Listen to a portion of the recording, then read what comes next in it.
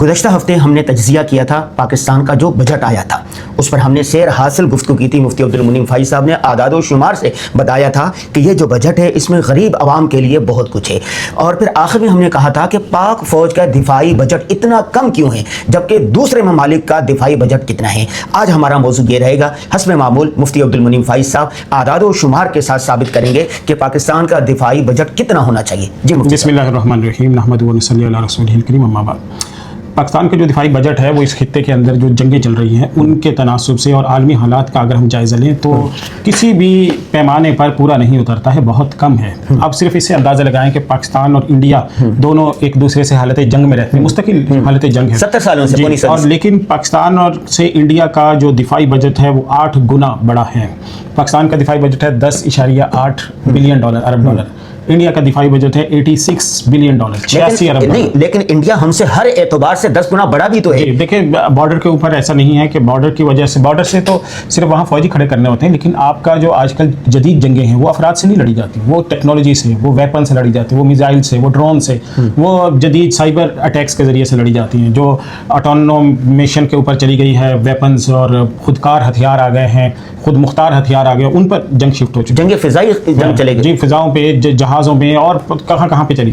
تو اس وجہ سے جو اس وقت کا دفاعی بجٹ ہے اس کا مطلب یہ نہیں کہ لوگ زیادہ رکھے ہوئے ہیں یا کسی کا ایریا زیادہ ہے تو اس کا بھی تھوڑا بہت امپیکٹ پڑتا ہے، لیکن سب سے زیادہ جیسے اب اس پچھلے ہفتے کی خبر ہے 2 ارب ڈالر انڈیا نے صرف ڈرون ٹیکنالوجی کے اوپر خرچ کیا، ڈرون خرید رہا ہے نئے 2 ارب ڈالر۔ پاکستان کے پاس پورا بجٹ ہی 10 ارب ڈالر ہے، اس میں سے آپ کتنے خرید لیں گے؟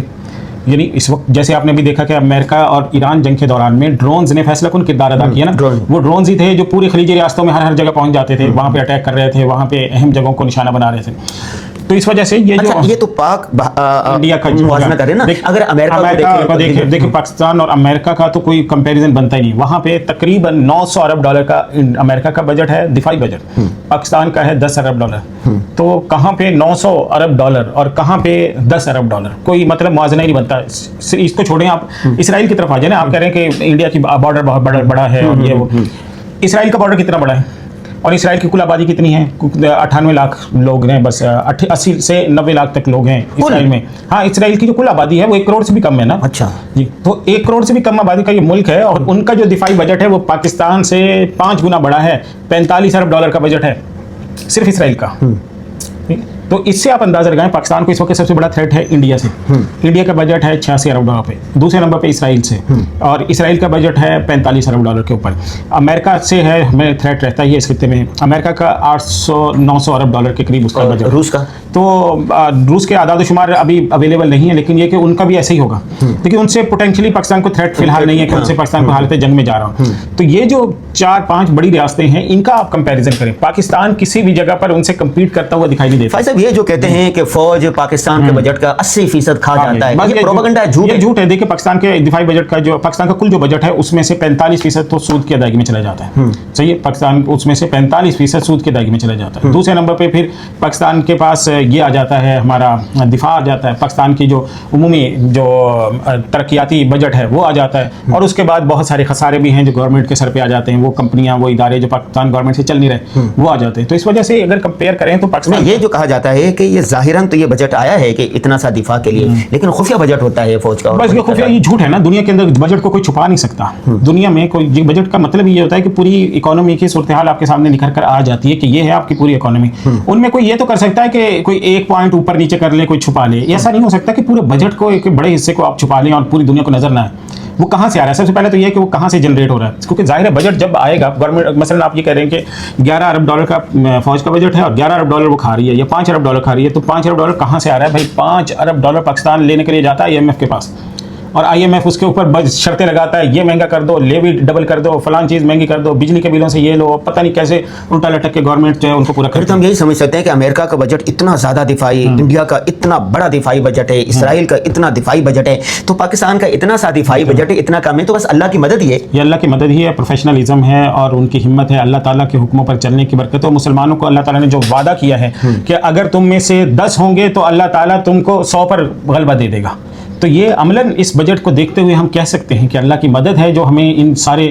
دیووں کے سامنے کھڑا رکھا ہوا ہے. اور اس وقت میں بھی آپ دیکھیں ایران امریکہ مذاکرات جو کروائے ہیں, کوئی دنیا کی طاقت مان سکتی ہے اسرائیل کی کتنی؟ خود اسرائیلی جو جرنلز ہیں, اسرائیلی اخبارات ہیں, امریکن اخبارات ہیں, وہ لکھ رہے ہیں کہ اسرائیل اس پہ تڑپ رہا ہے کہ پاکستان کس طرح سے یہ امریکہ کا اعتماد حاصل کرنے میں کامیاب ہو گیا ہے, اور پہلی دفعہ اسرائیل کے وزیر اعظم کو امریکی وزیر اعظم گالیاں دے رہا ہے.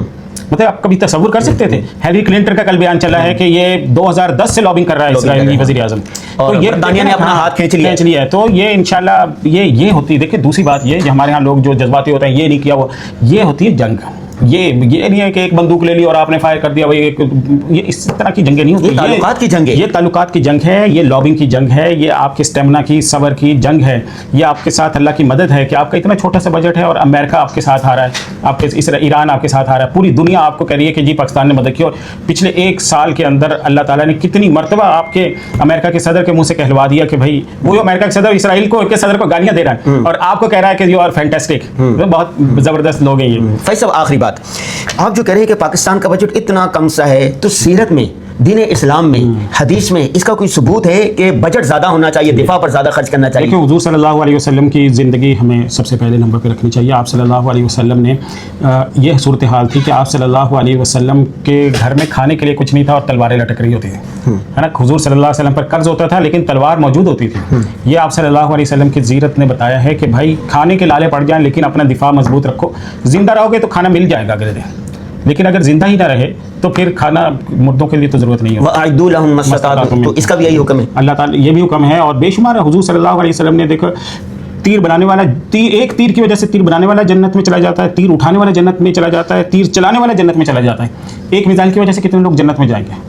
اس میزائل کو بنانے کے لیے اگر ہم ٹیکس دیں اور دعا کریں کہ اللہ یہ ٹیکس کی جو رقم ہے اس سے پاکستان کی فوج مضبوط ہو اور اس کی فوج کی مضبوطی سے اللہ تعالیٰ اسلام کا غلبہ کرے, تو ہماری بخشش کا سامان بھی ہوگا. اچھا, یہ دفاع جو ہے کہ ملک کا ہی مضبوط ہونا چاہیے یا اداروں اور افراد اور خاندانوں کا دفاع بھی مضبوط ہونا چاہیے؟ دیکھیں ہر ایک کا اپنا اپنا لیول ہے, اداروں کا, افراد کا, شخصیات کا, وہ بھی اپنا لیول ہے. سب سے پہلے تو ریاست ہے شریعت میں, کہ ریاست موجود ہوگی تو افراد اور ادارے موجود ہوں گے, ورنہ وہ بھی کولیپس کر جائیں گے.